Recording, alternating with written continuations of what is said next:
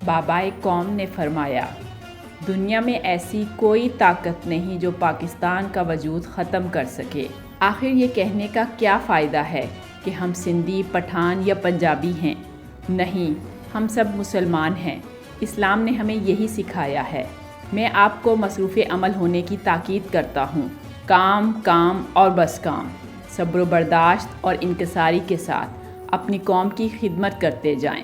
ہمیں ایک ایسی ریاست چاہیے جہاں ہم آزادی سے رہ سکیں اور جہاں ہم اپنی مرضی سے اسلامی تہذیب اور اصولوں کے مطابق زندگی جی سکیں۔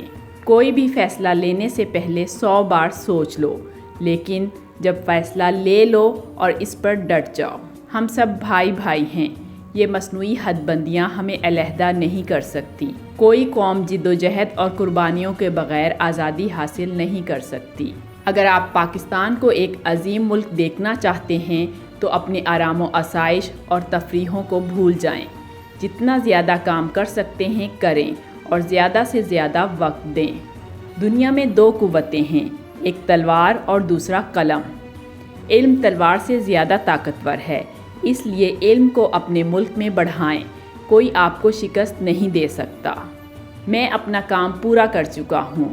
قوم کو جس چیز کی ضرورت تھی وہ اسے مل گئی ہے۔ اب یہ قوم کا کام ہے کہ وہ اسے تعمیر کریں۔ مسلمان جھکنے کے لیے پیدا نہیں ہوا۔ اگر اسے جھکانے کی کوشش کی گئی تو بابر بن جائے گا۔ یہ ٹیپو سلطان کی صورت میں نمودار ہوگا۔ یہ مر جائے گا لیکن محکومی قبول نہ کرے گا۔ عزت و وقار انسان اور انسانی زندگی کا ہوتا ہے۔ اداروں کی عزت و وقار نہیں، ذمہ داریاں ہوتی ہیں۔ میں صحیح فیصلہ لینے پر یقین نہیں رکھتا۔ میں فیصلہ لیتا ہوں اور اسے درست کرتا ہوں۔ آپ آزاد ہیں۔ آپ اپنے مندروں میں جانے کے لیے آزاد ہیں۔ آپ اس ریاست پاکستان میں اپنی مساجد یا کسی اور عبادت گاہ میں جانے کے لیے آزاد ہیں۔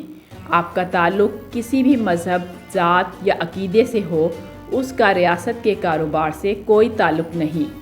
آپ تعلیم پر پورا دھیان دیں۔ اپنے آپ کو عمل کے لیے تیار کریں۔ یہ آپ کا پہلا فریضہ ہے۔ آپ کی تعلیم کا ایک حصہ یہ بھی ہے کہ آپ دور حاضر کی سیاست کا مطالعہ کریں۔ یہ دیکھیں کہ آپ کے گرد دنیا میں کیا ہو رہا ہے۔ ہماری قوم کے لیے تعلیم، موت اور زندگی کا مسئلہ ہے۔ کوئی بھی قوم اس وقت تک عروج کی بلندی پر نہیں چڑھ سکتی جب تک آپ کی خواتین آپ کے شانہ بشانہ نہ ہوں۔ ہم بری رسم و رواج کا شکار ہیں۔ یہ انسانیت کے خلاف جرم ہے کہ ہماری خواتین کو گھروں کی 4 دیواری میں قیدی بنا کر رکھا جاتا ہے۔ ہماری عورتوں کو جس ناگفتبا حالت میں رہنا پڑتا ہے، اس کی کہیں بھی اجازت نہیں ہے۔ ایمان، نظم و ضبط اور فرض کی بے لوث لگن کے ساتھ کوئی بھی قابل قدر چیز نہیں ہے جسے آپ حاصل نہیں کر سکتے۔